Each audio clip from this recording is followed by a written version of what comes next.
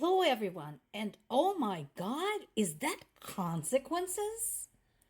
No. No way. Wow.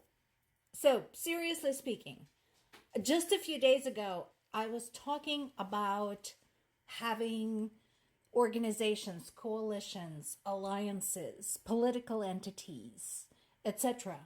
And how, when forming those and accepting people into those alliances, it is important to have a code of conduct and code of ethics and consequences for violating those.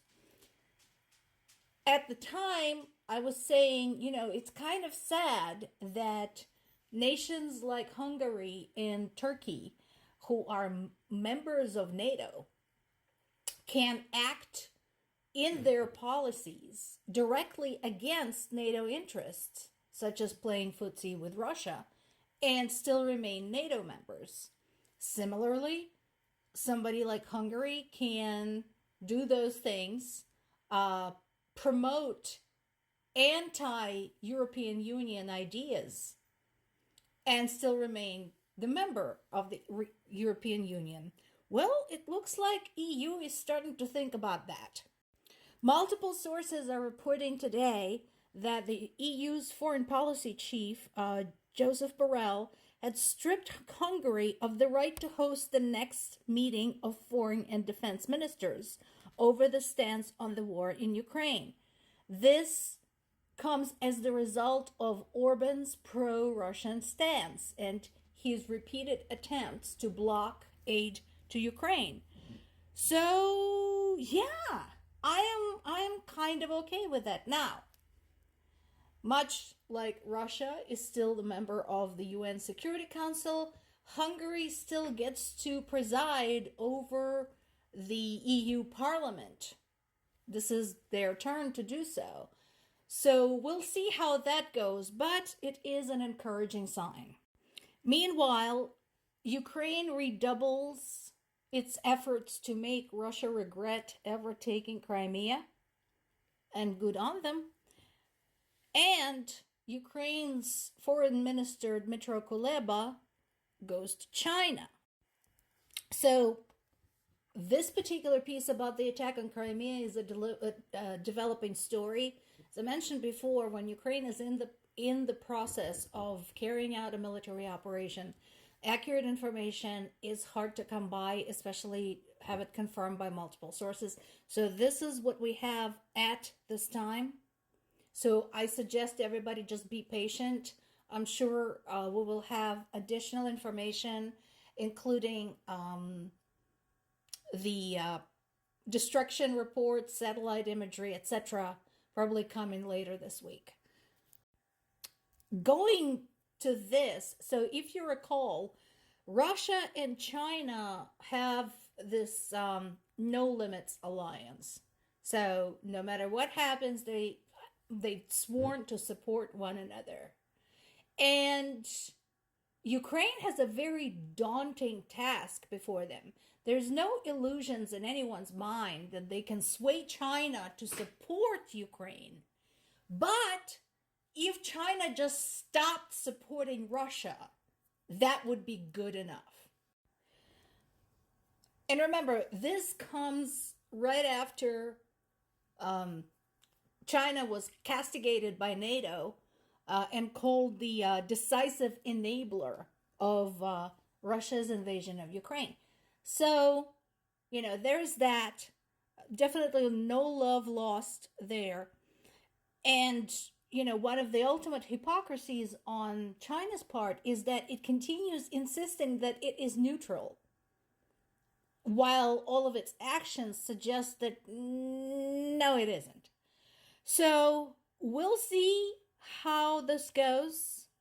We'll see what they talk about. I don't know what the plan is. I'm treating this again as a developing story because I am curious to find out what Ukraine has to bargain with.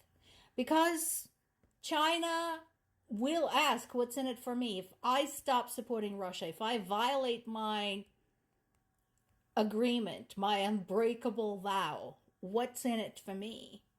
So let's see how that goes. It's possible that the visit is strictly symbolic so that Ukraine will be able to say, you know what, we tried. We covered all of our bases. We went to talk to China. We tried to talk to Hungary. We tried to talk to Turkey. This is not working because all of these guys who want to be the peacemakers are hopelessly biased in Russia's favor. What do you want me to do?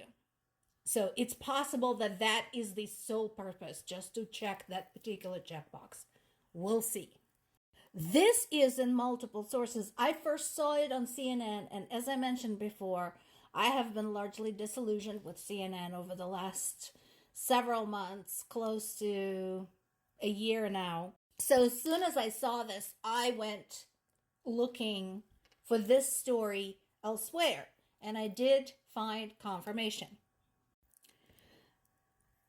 So what is going on with this? What is the problem with this? Well, actually, stories about the secrecy violations and security violations by Russian troops using cell phones have been popping up this entire time, not just since the beginning of the full-scale invasion, but since the annexation of Crimea and the entry of Russian militants into the Donbas region. So this is not new. One of the problems, of course, with the cell phones is that they all have GPS. They all have cameras, so these idiots taking videos and photographs and pinging their respective internet networks are giving away their locations. Ukrainians don't even have to do anything. They don't have to send in spies or do any reconnaissance or anything. They just have to watch these bozos. So finally, 10 years later, Russian government decided to catch on to this and crack down on the use of smartphones by the soldiers. I don't know how they plan to do this, considering there's already a bunch of disgruntled soldiers there. So we'll see. And how they plan to enforce this. Because, again, this is the 21st century. Electronic devices are getting smaller and smaller and smaller. So good luck with that. On a positive note, a month ago, Ukrainians celebrated their pagan roots and had a midsummer festival despite the curfew, well, within the limits of the curfew, complete with bonfires and singing and dancing, and that must have pissed off Russians to no end.